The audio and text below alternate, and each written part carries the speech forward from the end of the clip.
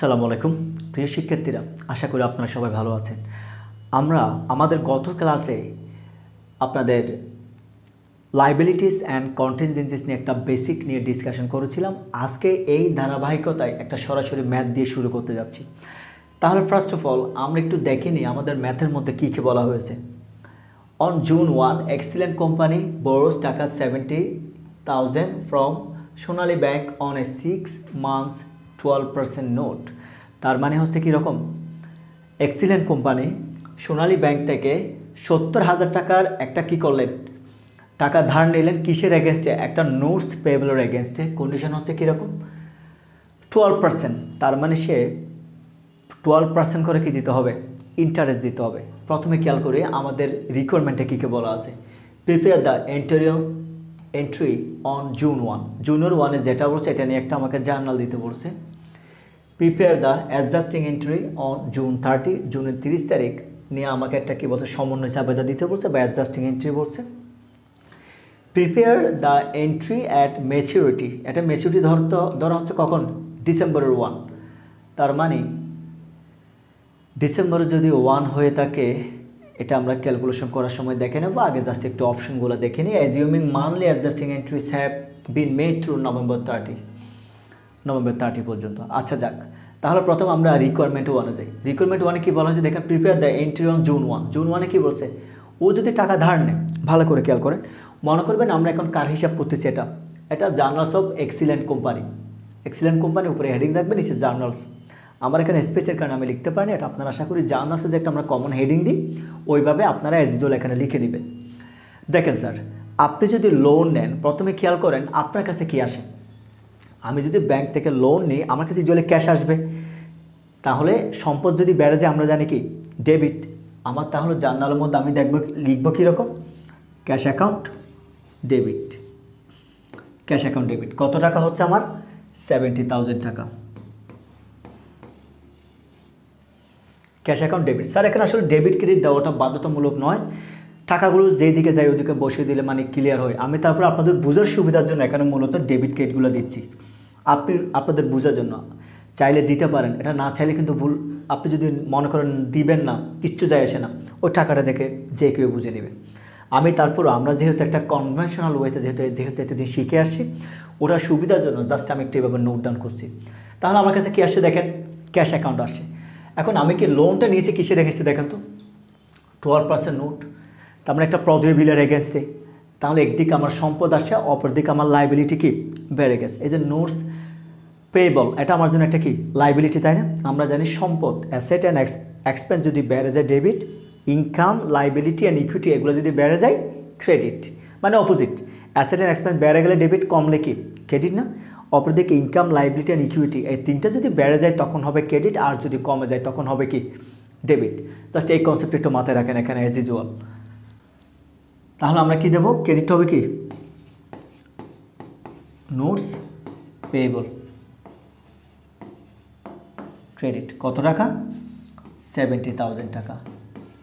আমি আবার বলছি, যাদের আপনাদের একটু মনে রাখতে অসুবিধা হয় জাস্ট এটা মাথায় রাখেন, অ্যাসেট অ্যান্ড এক্সপেন্স এই দুটা যদি কখনও বেড়ে যায়, আমি প্লাস দিচ্ছি, বেড়ে গেলে আপনারা কী বলেন, ডেবিট বলেন। আর এই দুইটা যদি কখনও কমে যায় তাহলে আপনারা কি বলেন, ক্রেডিট বলেন।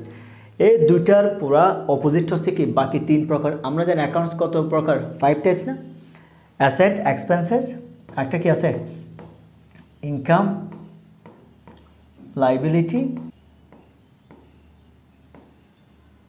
আরেকটা আছে কি ইকুইটি। দেখেন স্যার, এই দুইটা বেড়ে গেলে ডেবিট না, অপরদিকে এই দুইটা যদি কমে যায় তখন হবে কি ডেবিট, অপরদিকে এই দুইটা যদি বেড়ে যায় তখন হবে কি ক্রেডিট। মানে এই দুইটা টোটাল অপোজিট হচ্ছে এই তিনটা। খুবই সিম্পল। তাহলে দেখেন, আপনি যখন নোটস পেয়েবলের এগেনস্টে যখন আপনি একটা লোন নিয়েছেন, আপনার কাছে ক্যাশ আসছে, অপরদিকে লাইবিলিটি কি হয়ে গেছে, বেড়ে গেছে, কারণ এটা তো আপনার নির্দিষ্ট সময় পর অবশ্যই পে করতে হবে। আর আমরা শিখে আসছি এটা একটা কারেন্ট লাইবিলিটি। এই যে লাইবিলিটি যদি কখনো বেড়ে যায়, প্লাস মানে কি বেড়ে যাওয়া, যদি বেড়ে যায় তাহলে আমরা কি বলি ক্রেডিট। এই জন্য আমি এখানে কী করলাম, ক্রেডিট করলাম। আশা করি এটা তো আপনাদের কোনো সমস্যা হওয়ার কথা নয় এখন আর।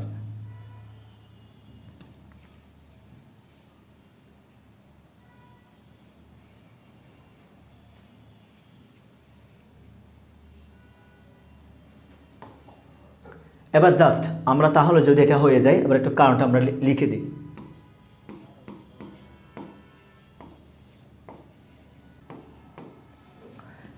এরপর জাস্ট আমরা এক্সপ্লেনেশনে কি লিখবো sir, to record issuance of 12% notes to Sonali bank. আপনি চাইলে এখানে এক কাজ করতে পারেন, 12% কমা দিয়ে 6 months notes to Sonali bank, এটা পুরোটা আপনার উপর, জাস্ট এইটুকু। যদি এটা হয়ে যায়, এবার তাহলে আমরা আমাদের এর পরের রিকোয়ারমেন্টে যাই। আবার বলছি, এটা আপনাদের না বোঝার মতো কিছু না, এগুলো খুব বেসিক। একদিকে আপনার কাছে ক্যাশ আসছে, আমরা এটা যদি নোটস পেবল না থাকলে আমরা কি করতাম, তখন ক্রেডিটের অথবা ব্যাঙ্ক অ্যাকাউন্টকে আমরা ক্রেডিট করতাম, এটাই তো।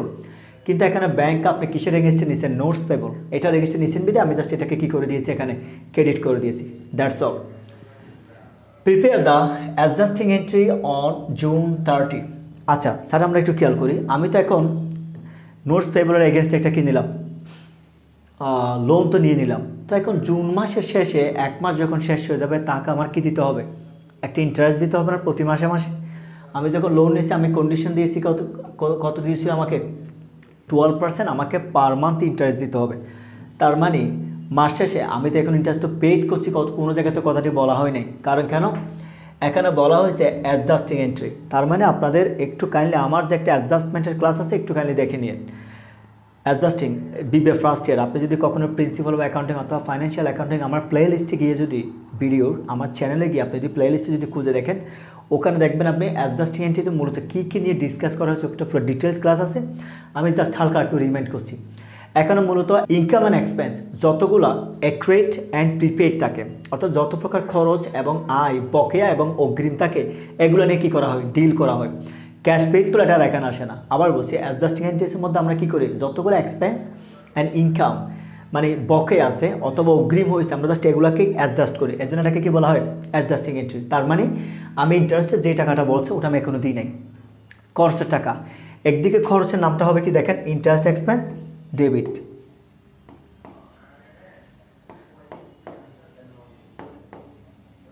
ইন্টারেস্ট এক্সপেন্স কি ডেবিট। স্যার আপনি যেহেতু দেন নাই, তার মানে আপনার অবশ্যই কী করতে হবে, পে করতে হবে।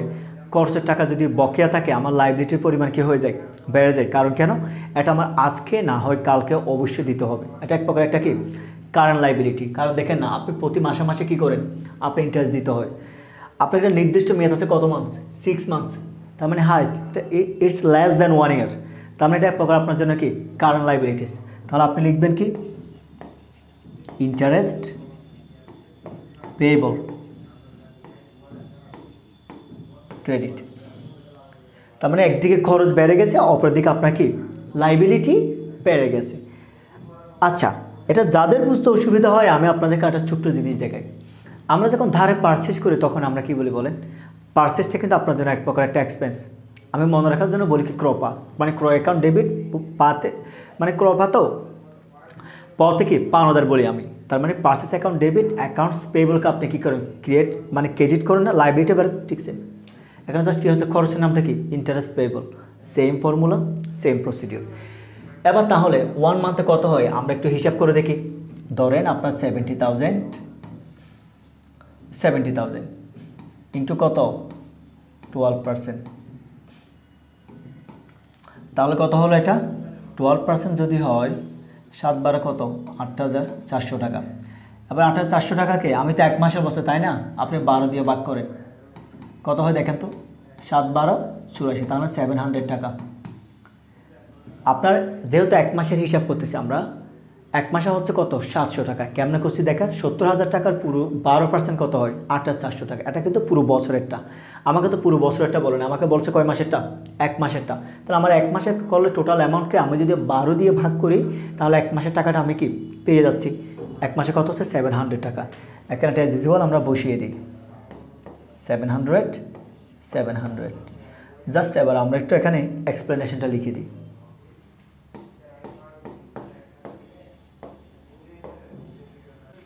To record interest for 1 month.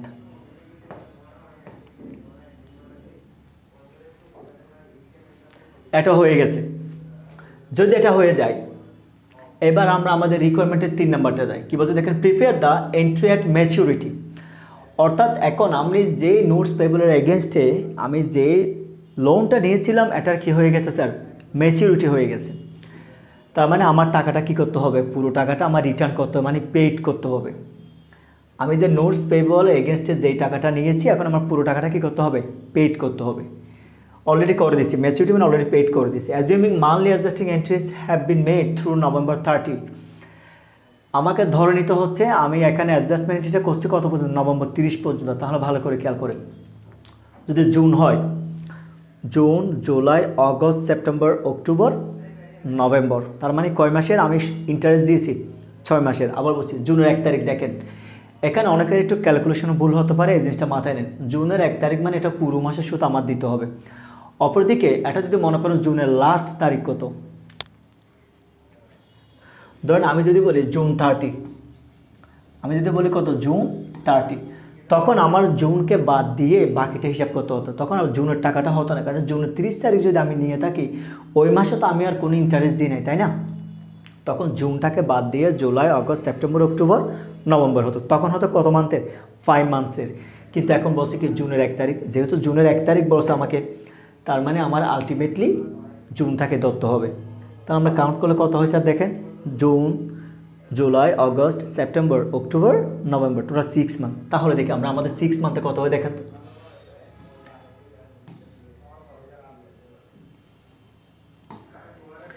আমি একটা এখানে ক্যালকুলেশন করে রেখে দিয়েছি, যেটা আমি 1 মান্থে পেয়েছিলাম। 1 মান্থে যদি 700 হয়, 6 মান্থে কত হয়, 4200। এভাবে করলে করতে পারেন, অথবা কেউ যদি মনে করেন আপনি ডিরেক্টলি করবেন, আপনি এভাবে বের করতে পারেন। ধরেন আপনার টোটাল অ্যামাউন্ট হচ্ছে কত, 70,000 ইন্টু 12%, যত পার্সেন্ট থাকবে ওটা সবসময় উপরে থাকবে, নিচে সবসময় 12 দিয়ে ভাগ করবেন। আপনি ডিভাইড করে দেখেন, সেম অ্যান্সার আসবে, 4200 টাকায় আসবে আপনার। অর্ধেক 4000 কত আসবে, 200 টাকা আসবে। এবার তাহলে আমরা জার্নাল করলে কীরকম হচ্ছে দেখে। তাহলে স্যার খেয়াল করি আমরা, আমাদের নোটস পেবল কত ছিল, 70,000। ম্যাচুরিটি যখন হয়ে গেছে, আমি আমার টাকাটা ওকে কী করলাম, পেড করে দিলাম। লাইবিলিটি বাড়লে যদি ক্রেডিট হয়, এখন যদি আমি পেড করে দিই তাহলে আমার লাইবিলিটি কী হয়ে যাবে, কমে যাবে। লাইবিলিটি কমলে ডেবিট। তাহলে কত হয় দেখেন, নোটস পেয়েবল, লাইবিলিটি কমলে ডেবিট, নোটস পেয়েবল, টাকা হচ্ছে কত আমার, 70,000। এবার আমার ইন্টারেস্ট পেয়েবল ছিল কত, স্যার আমার টোটাল 6 মান্থের ইন্টারেস্ট পেয়েবল ছিল 4200 টাকা। একসাথে এটাও দিতে হবে। তাহলে কি হয়, আমি যদি আমার লাইবিলিটি, যে খরচের টাকা যদি বকেয়া থাকে, আমার লাইবিলিটি কি বেড়ে যায়। তাহলে খরচের টাকা কি আছে, বকেয়া আছে। ওরা যেহেতু বলতে বলছে, এখানে ধরতে বলা হয়েছে কীরকম, have been made through November 30, তার মানে নভেম্বর 30 পর্যন্ত আমার টোটাল খরচের টাকা বা ইন্টারেস্টের টাকাটা কি ডিউজ ছিল। আমি যদি ওটা এখন পেড করে দিই, আমার লাইবিলিটির পরিমাণ কি কমে যাবে। তাহলে ইন্টারেস্ট পেয়েবল কী হবে দেখেন না। অথবা পেয়েবল মাথায় রাখতে পারেন, এখানে আমি যখন 1 মাসটা যখন অ্যাডজাস্টমেন্ট করতেছি, আমি আমার লাইবিলিটির পরিমাণটাকে কী করছি দেখেন তো, বাড়িয়ে দিচ্ছি। কারণ আমি ওকে এখনো টাকা দিই নাই। 1 মাসে যদি 700 টাকা যদি তার কাছে বকেয়া থাকে ওই ব্যাংকের কাছে, আমার তাহলে 6 মাসে কত, 4200 টাকা বকেয়া ছিল। আমি যখন একটা ম্যাচিউরিটি যখন হয়ে গেছে, আমি আমার লাইবিলিটির সাথে মানে নোটস পেয়েবলের সাথে ওই ইন্টারেস্টের টাকাটাও কী করে দিলাম, যেটা লাইবেল ছিলাম ওই টাকাটাও পেড করে দিচ্ছি, যার কারণে আমার লাইবেলের পরিমাণটা কি কমে গেছে।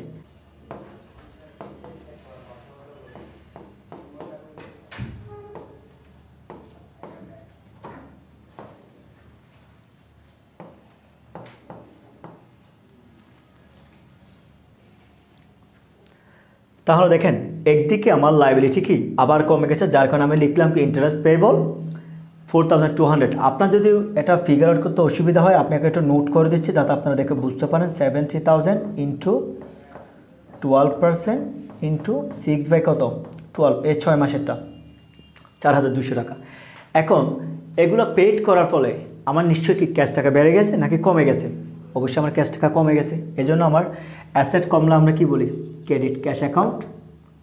আপনি দিবেন কত, ক্রেডিটে গিয়ে পুরো টাকাটা বসে দেন, 74,000 কত 200। এই হচ্ছে মূলত আপনার লাস্টের সেগমেন্টে যে একটা অ্যাডজাস্টিং এন্ট্রিজ আছে এটা জার্নাল। এখন আপনি লাস্টে গিয়ে একটা জাস্ট রিজনটা একটু লিখে দিবেন। তাহলে এখন আমরা রিজনের মধ্যে এক্সপ্লেনেশনে কি লিখতে পারি দেখেন, two record the payment of notes payable and accurate interest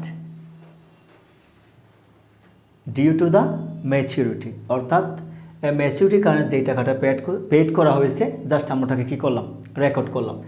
এই হচ্ছে একটা বেসিক ম্যাথ আপনার কারেন্ট লাইবিলিটিস অ্যান্ড কন্টিনজেন্সিস নিয়ে।